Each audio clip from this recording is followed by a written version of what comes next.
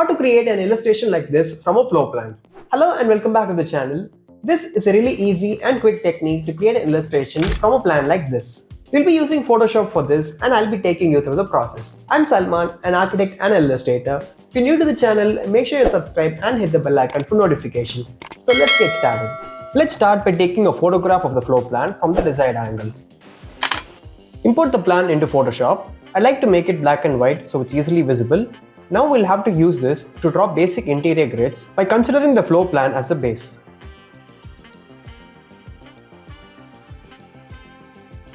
We have the grids which we can use as reference to create the illustration. Let's also draw an eye level for this view. Now using these as a reference, we'll have to draw the basic outlines of the furnitures in the plan and extrude them as 3D shapes. It doesn't have to be very accurate as we are only doing an illustration. Let's draw these 3D grids for all the furnitures in the plan. Once done, we'll have to use these basic grids as the reference point and draw the actual furnitures inside them. I'm starting off with this curved sofa here. Let's draw the base of the sofa which will be visible in this view and slowly extrude it to show the other parts of the sofa. Let's do the same for the center table in the middle.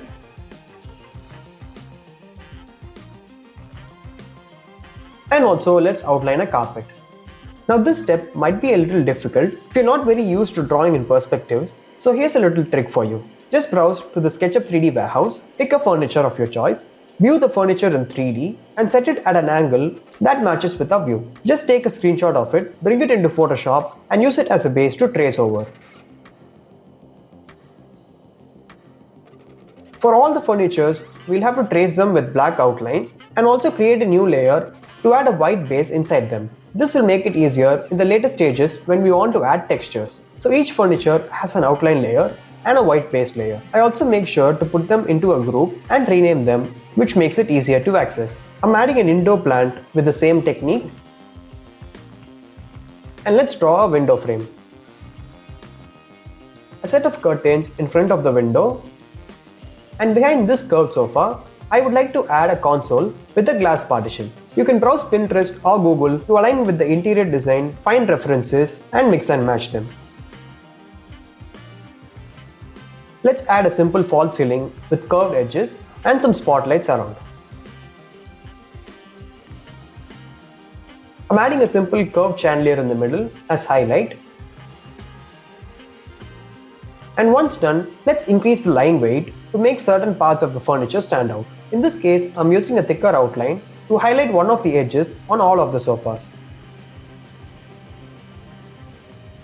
This gives us a nice black and white sketch. And the next step is to add shadows to the elements. We can add shadows by just creating a new layer below the white layer that we created on each furniture. Select a shape and add a gray color to it and change the blend mode to multiply. That's one way to do. And another simpler way to do is to just copy the white layer that we created initially, adjust the position to match a shadow, add a gray color on it instead of white and change the blend mode to multiply. We could do the same for all the individual furnitures in the scene and that would give a nice depth to the illustration.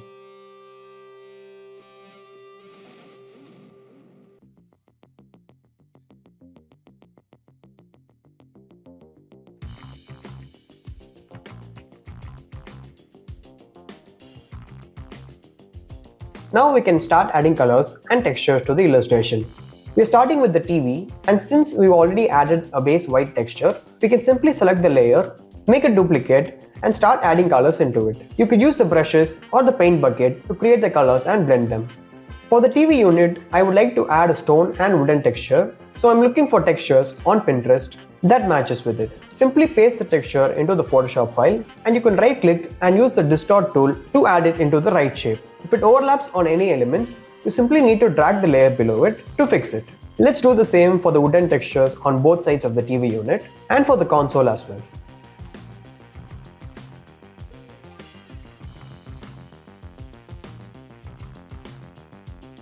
The same technique for the sofa and I'm looking to add a grey fabric texture into it.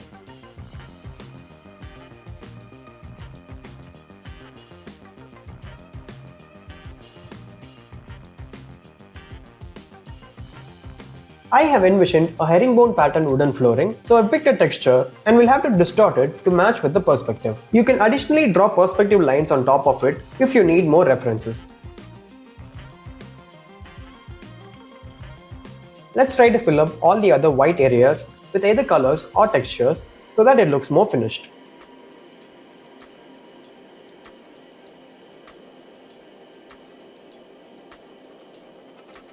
I've added an actual fluted glass texture into this partition here.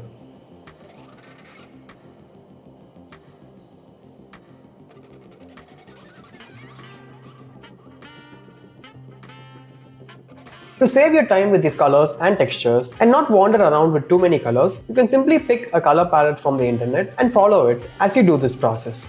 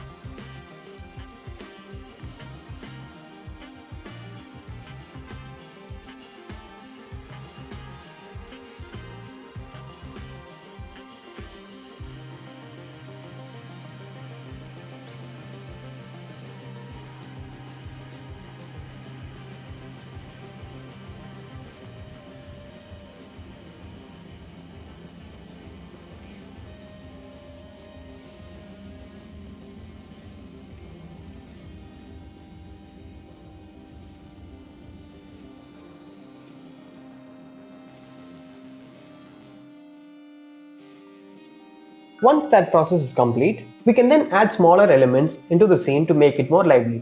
We can do that by the same process of browsing it on SketchUp Warehouse, taking a screenshot and adding them into position. So that will fill up the shelves, tables and consoles. Finally, you can add highlights like lightings in the ceiling and under the shelves. So that is done by creating a new layer, changing the blend mode to overlay, and with a light shade of yellow, add a gradient tool into it. With that, we are done, and this is what the final illustration looks like.